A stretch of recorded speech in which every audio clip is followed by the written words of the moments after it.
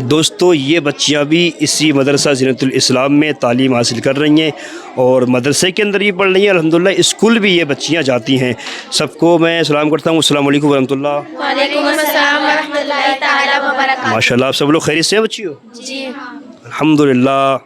اچھا میں آپ سے سوال کروں گا دوستو, اور میں آپ کو ایک بار اور بتاؤں, یہ میں ان بچیوں سے وہ سوال کر رہا ہوں جو سب سے زیادہ ہمارے سماج کے اندر معاشرے میں پائے جاتے ہیں. جو غلط فہمیاں بالخصوص ہمارے معاشرے میں ہماری ماں بہنوں کے دماغوں میں گھسی ہوئی ہیں اور وہ گناہ کرتی ہیں ان مسائل کو لے کر. کیا غلط فہمیاں؟ گزارش یہ ہے کہ ویڈیو آپ پوری دیکھنا. اگر یہ ویڈیو آپ نے پوری دیکھی تو انشاءاللہ مجھے امید ہے کہ بہت زیادہ سدھار آپ خود اپنے گھروں کے اندر پیدا کر سکتے ہو اس ویڈیو کو دیکھنے کے بعد میں. بچیوں ہم سب سوال کریں گے ہم آپ سے, ٹھیک ہے؟ جو عوام کے اندر غلط فہمیاں پیدا ہو گئی ہیں وہ ہم سوال کریں گے اور آپ بتانا پھر کہ وہ ان کا جواب کیا ہے, ٹھیک ہے؟ سب سے پہلے تو میں سوال کروں گا, کیا کچھ ہماری ماں بہنیں کہتی ہیں کہ سر سے دوپٹہ اگر سرک جائے تو وضو ٹوٹ جاتا ہے, اس میں کتنی سچائی ہے؟ کیا سر سے دوپٹہ سرکنے سے باقی وضو ٹوٹ جاتا ہے؟ بتائیے جواب کون دے گا, آپ بتاؤ. سر سے دوپٹہ ہٹنے سے وضو نہیں ٹوٹتا ہے, اگر بلا ضرورت ہٹاؤ تو یہ منع ہے.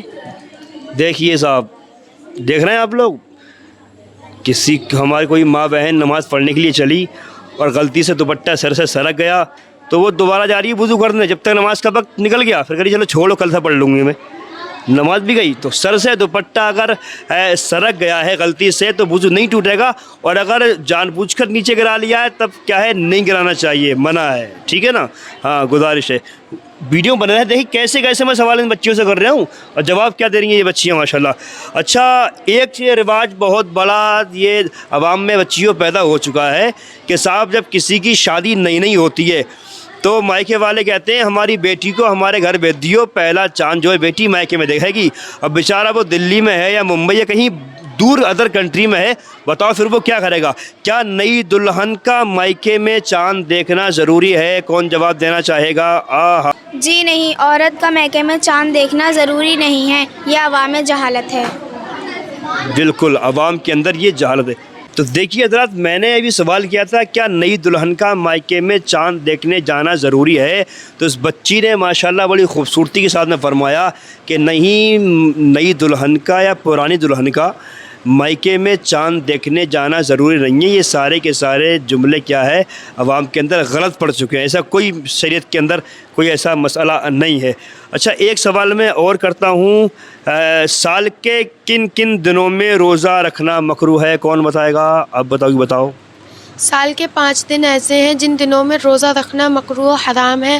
پہلا دن عید الفطر کا, دوسرا دن بقرعید کی 10 تاریخ, تیسرا دن بقرعید کی 11 تاریخ, چوتھا دن بقرعید کی 12 تاریخ, پانچواں دن بقرعید کی 13 تاریخ.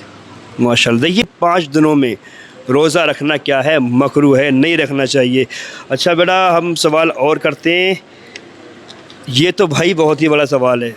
اب میں کہوں تو کہوں کیا, میں خود اس کا شکار ہو چکا ہوں, تمام علماء بھی اس کے شکار ہو چکے ہیں.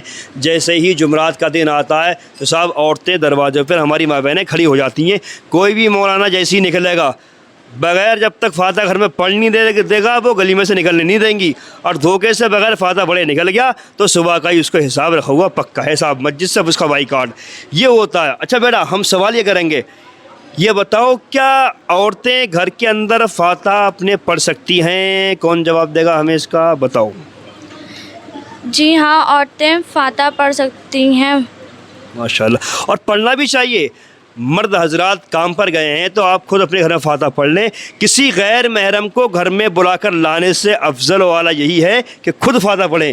کیوں کسی غیر محرم گھر کے اندر بلا بھی فاتحہ کے لیے ہم رب کی بارگاہ میں ہاتھوں کو اٹھا دیں, اور بس جو ہمیں یاد ہے قرب اللہ شریف یاد ہے, درود شریف جو بھی ہمیں یاد ہے, صرف سبحان اللہ ہی ہمیں یاد ہے, وہی ہم پڑھ کے بس ہاتھ اٹھا دیں. اللہ رب العزت قبول فرمانے والا ہے. ماشاءاللہ بڑی خوبصورتی کے ساتھ میں ان ہمارے سوالوں کا یہ بچیاں جواب دے رہی ہیں. اچھا بیٹا ایک سوال ہم آپ سے اور کرتے ہیں, یہ بتائیے کیا عورت جانور ذبح کر سکتی ہے؟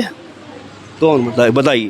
جی ہاں, بے شک عورت جانور ذبح کر سکتی ہے. لو صاحب اب ڈھونڈ رہے ہیں, جہاں صاحب عید الاضحیٰ کی 10 تاریخ آئی تو اگر 11 کو بھی کوئی مولانا نہیں ملے, ہاں چھوڑنے والے 12 کو بھی نہیں ملے, تو صاحب وہ 13 تک مولانا کا انتظار کر رہے ہیں. समझ रहे हो। तो भाई ऐसा नहीं है, अगर घर के अंदर औरत पढ़ी लिखी है तो वो भी क्या है, कुर्बानी कर सकती है, वो भी हाथ छोड़ सकती है, ज़िबा कर सकती है औरत भी माशाल्लाह। हाथ छोड़ने का मतलब ये नहीं मर्द पे हाथ छोड़ सकती है, जानवर की बात कर रहा हूँ मैं। अच्छा बेटा, एक सवाल हम ये करते हैं, क्या औरतों को पीर से पर्दा करना ज़रूरी है? वो तो करती नहीं, जी हाँ, औरतों को पीर से पर्दा करना ज़रूरी है। लेकिन नहीं होता है ऐसा। अक्सर क्या होता है साहब, पीर साहब जैसे ही आएंगे, मर्द हजरात काम पे गए हुए हैं, वो कहते हैं कि बेटा लाओ पान लेकर आओ। जैसे ही पान आया, वो साहब कुत्ते की तरह पान चबा रहा है और औरतों से पैर दबा रहा है। मैं तो ऐसे को पीर मानता नहीं साहब, मानता ही नहीं। और हम क्यों मानेंगे भाई ऐसे लोगों को पीर जो औरतों से अपने पैर दबा रहे हैं साहब, जालिम लोग। तो बच्ची ने माशाल्लाह बड़ी खूबसूरती के साथ में कहा है कि नहीं दबा सकता, बिल्कुल।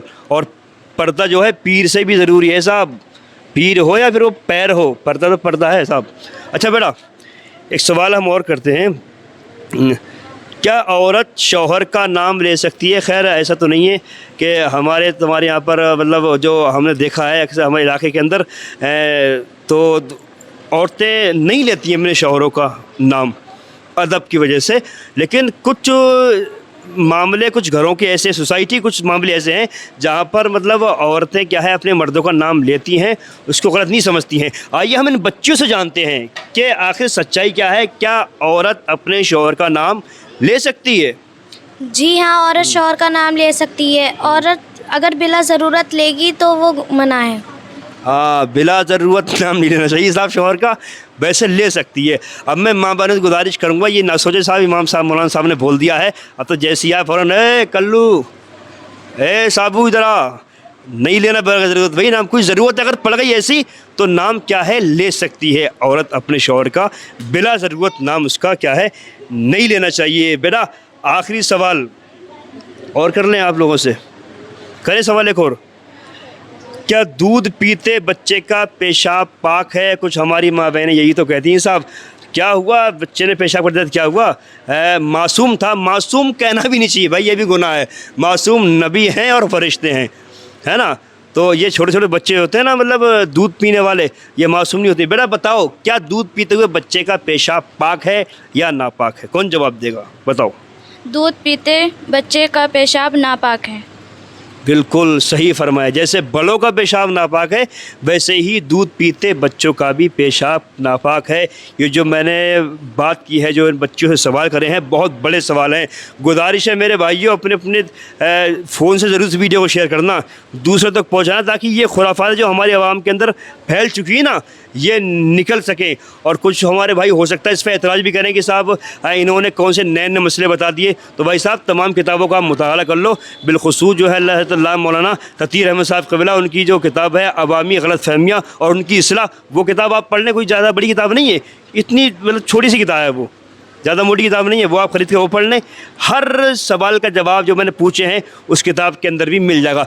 बहुत शुक्रिया बच्चियों, अल्लाह जज़ा अता फरमाए आपको। आप लोग कमेंट्स में ज़रूर बताना कि आप इन सवालों के बारे में जानते थे। बहुत शुक्रिया, अस्सलाम वालेकुम वरहमतुल्लाह।